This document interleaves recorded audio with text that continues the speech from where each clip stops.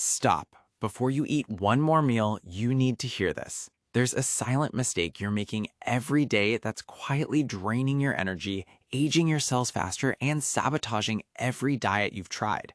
And it has nothing to do with what's on your plate. Scientists referenced in Nature Aging put it bluntly: the most powerful longevity switch in the human body isn't a pill, a superfood, or a gym. It's the gap between your meals and the state of your mind while you eat. Master those two, and your body starts repairing itself while you sleep. Here's the problem. 90% of people who try intermittent fasting quit within 2 weeks, not because it doesn't work, but because nobody gave them the gradual blueprint. Today, I'm handing it to you, the exact step-by-step method to start intermittent fasting without starving, crashing, or white-knuckling your way to failure. By the end, you'll understand your body better than most doctors ever explained it. Let's go. Why we wait until it's too late. Let me ask you something uncomfortable. Most people only change when the knife hits the bone. We wait for the back pain, the exhaustion, the moment a doctor says the word diabetes, and only then do we act. It's like ignoring the smoke alarm until the entire kitchen is on fire. But here's the shift that changes everything. Intermittent fasting is not an emergency measure. It's an investment. Think of your health span like a retirement fund. Every fast you do today is a deposit into the version of you that's alive, sharp, and thriving 30 years from now.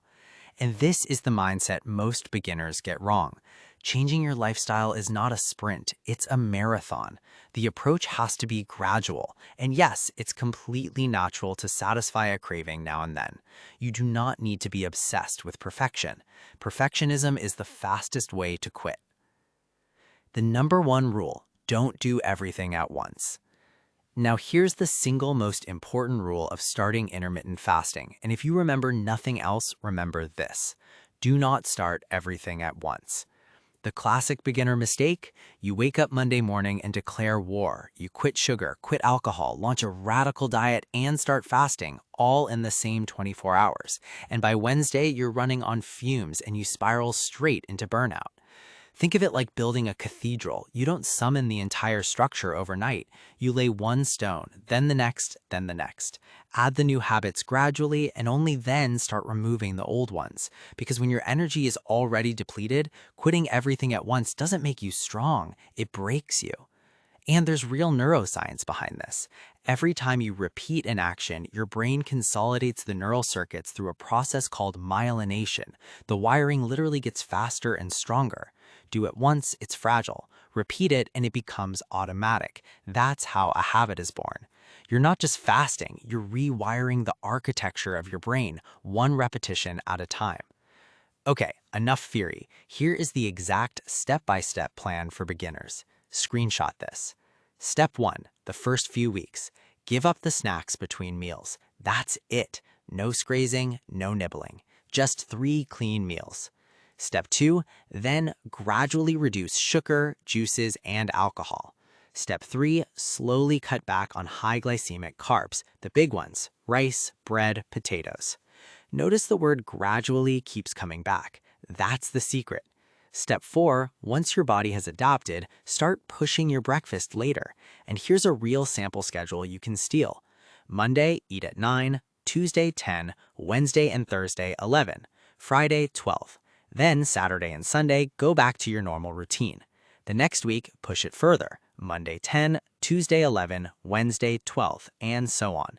The entire idea is beautifully simple. You're gently prolonging the window in which your digestive system gets to rest.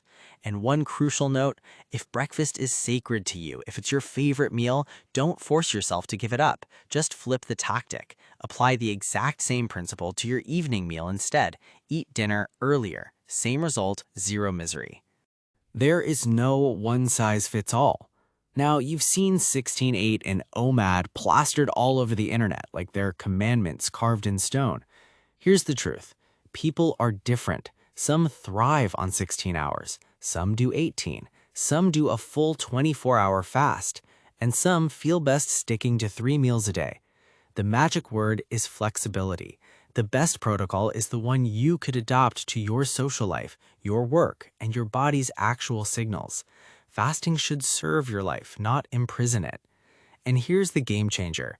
Your body speaks to you constantly. You just stopped listening. Dizziness, brain fog, brutal irritability, that's a signal, not a badge of honor. Fasting shouldn't feel like punishment. When it flows effortlessly, you've found your window. Chase comfort, not someone else's rulebook. The plot twist: stop eating on the run.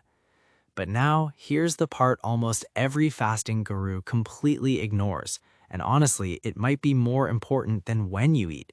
It's how you eat. Here's the science that'll change how you sit down at every meal for the rest of your life. When you eat calmly, with joy and gratitude, you activate your parasympathetic nervous system. Scientists literally call this rest and digest. Your body relaxes and it actually absorbs your food. But when you eat on the run, gulping, barely chewing, inhaling your lunch in the car, stuck in traffic, something ugly happens. Stress inhibits your digestive enzymes. It shuts down your pancreatic juices. Your digestion becomes wildly inefficient. So the food doesn't fully absorb. Part of it just sits there and ferments in your intestines, producing toxins, damaging your gut lining, and leaking straight into your bloodstream. Then your immune system has to drop everything to clean up the mess. And that is why so many people feel drained and lifeless after a meal, because a massive chunk of your energy is being burned just to survive your own lunch. Let that sink in. When you eat under stress, even the healthiest food on earth can turn into poison. Organic, bio, grass-fed, whole grain, it doesn't matter. If you eat it in a rush, drowning in negative thoughts, your body can't process it properly. Yes, processed food and pesticides are real problems, but even pristine organic food eaten in stress betrays you. Oh, and one more brutal truth. Most of the time, we're not even eating because we're hungry. We eat out of stress, out of boredom, for comfort, for pleasure. And processed foods are engineered to be addictive. Think of the classic movie scene, a great film, a giant bowl of popcorn. That's not hunger, that's a dopamine hit on autopilot. So try this tonight.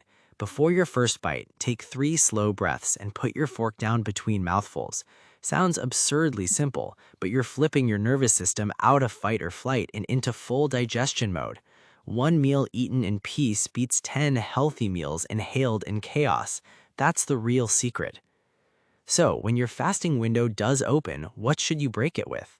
Simple. Choose quality, ideally whole foods cooked at home, proteins that are as minimally processed as possible.